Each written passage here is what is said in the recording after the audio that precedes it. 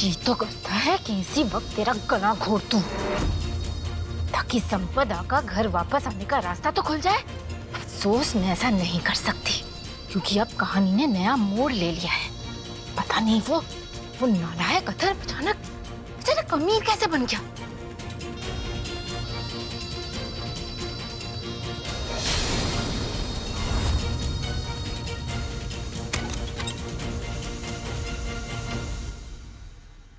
मोक्ष,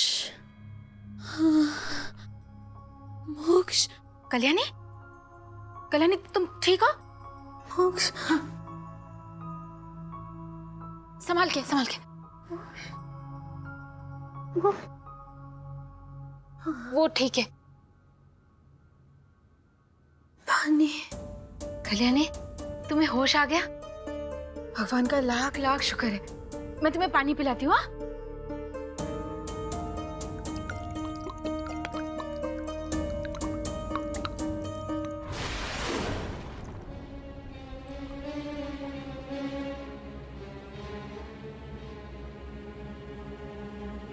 ये क्या करने जा रहे थे हम?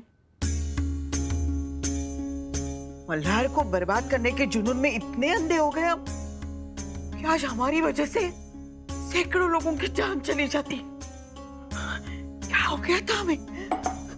हमें तो पहले ही देख लेना चाहिए था कि उन कमीनों ने साड़ियों के बक्से में क्या रखा है। अब अफसोस करने का क्या फायदा है अहिल्या? और ऐसा पहली बार तो नहीं हुआ है ना, जब तुम्हारे अहंकार की इतनी बड़ी कीमत चुकानी पड़ी हो हमें।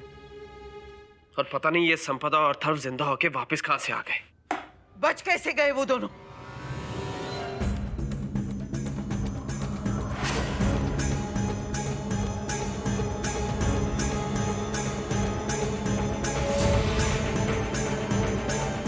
जिनकी वजह से हमारी इतनी बेइज्जती हुई, जिनकी वजह से हमने अपना सब कुछ खो दिया, उनको जिंदा रहने का कोई अधिकार नहीं है।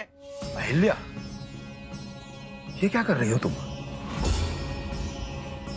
जब तक हम संपदा और अथर्व से अपने अपमान का बदला नहीं लेते, हम अपने बाल नहीं बांधेंगे।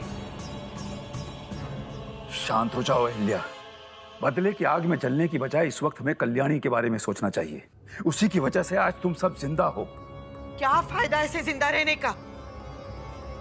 जिन लोगों की वजह से हमारे पिछले कुछ दिन मौत से भी बदतर गुजरे हैं, उनके जिंदा होने की खबर सुनने से अच्छा है कि हम मर जाते।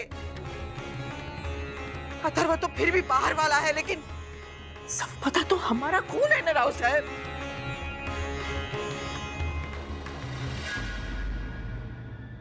सच बता, कहां से आया इतना सारा पैसा तुम्हारे नालायक भाई के पास? आओ साहब, मेरा यकीन कीजिए, मुझे इसके बारे में कुछ नहीं पता। खरच उसे कह देना कि वो पैसों के जोर पर हमें हरा नहीं सकता। हम उसका जीना हराम कर देंगे। कह देना उसे।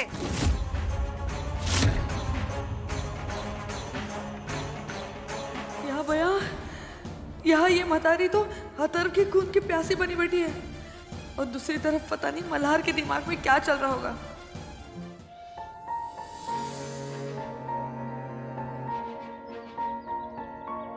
ये तुम्हारे पापों का घड़ा है जो भर चुका है पूरी तरह से। और दूसरा दूसरा घड़ा तुम्हारी अच्छाइयों का है कल्याणी, जो बिल्कुल खाली है। थोड़ी सी मिट्टी तो है इसमें। वो मिट्टी देखकर ज्यादा खुश होने की जरूरत नहीं है कल्याणी, समझी तुम? क्योंकि मुझे पूरा भरोसा है कि ये घड़ा कभी भरने वाला नहीं है।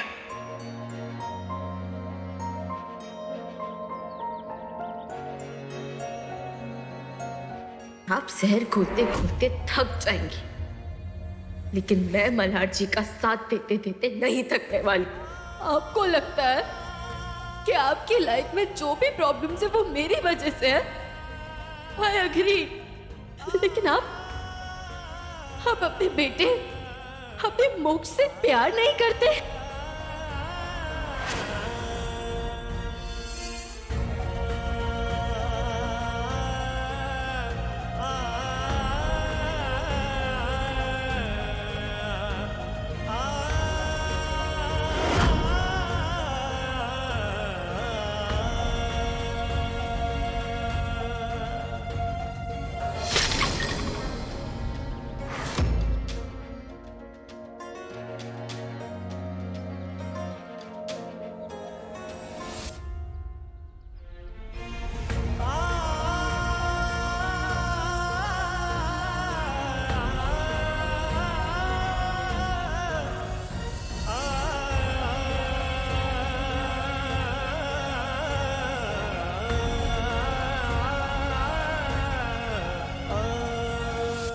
पागल है आपकी बेटी।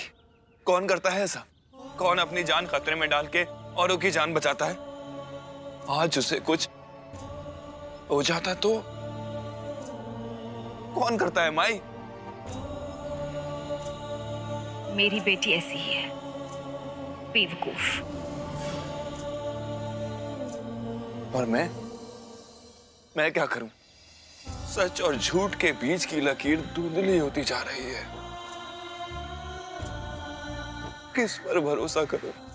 मैं सच कह रहा हूं माई, मैं भरोसा करना चाहता हूं कि कल्याणी ने आज तक जो भी कहा सब सच है। मैं मानना चाहता हूं कि कल्याणी ने कभी संपदा की कोई मदद नहीं की, लेकिन मुझे इस बात का भी डर है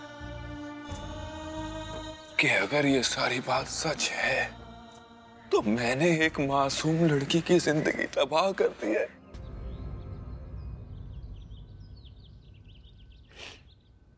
हाथों की लकीरों पर अगर अपना बस चलता मल्हार, तो आंसू क्या होते हैं, दर्द क्या होता है, ये कहाँ किसी को याद रहता।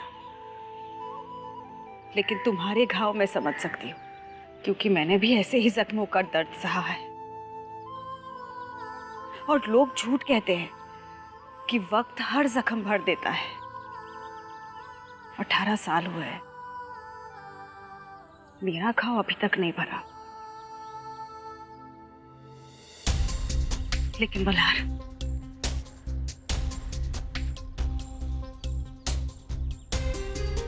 लेकिन तुम्हारे जख्मों का मरहम बनकर कल्याणी तुम्हारी जिंदगी में आई है।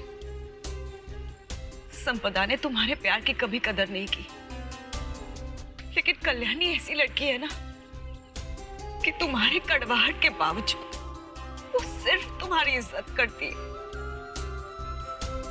वो तुम्हारे लिए कुछ भी करने के लिए तैयार है। कल्याणी को एक मौका दो, और मुझे मेरी बेटी पर पूरा भरोसा है।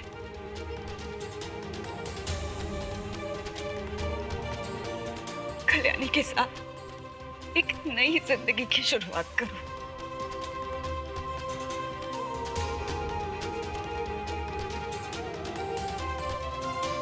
इतना आसान नहीं है, इतना आसान नहीं है माही।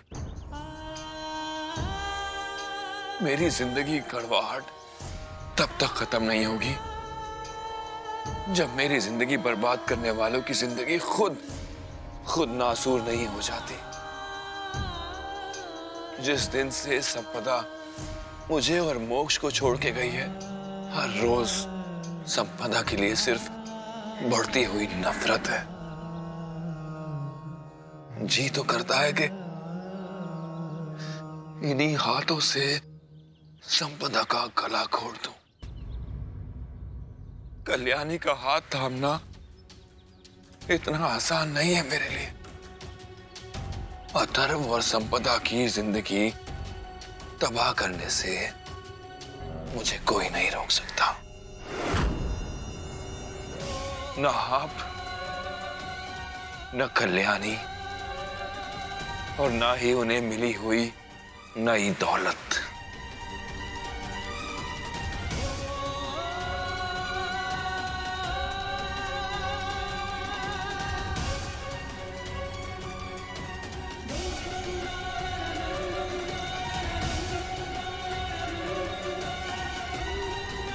गणपति बप्पा, एक तरफ आज दिल में ये उम्मीद जागी है कि कल्याणी और मल्हार के संसार में खुशियां आ जाए, और दूसरी तरफ संपदा और अथर्व तूफान बनकर फिर कल्याणी की जिंदगी तबाह करने के लिए आ गए। इस आने वाले तूफान से मेरी बच्ची की रक्षा करना भगवान।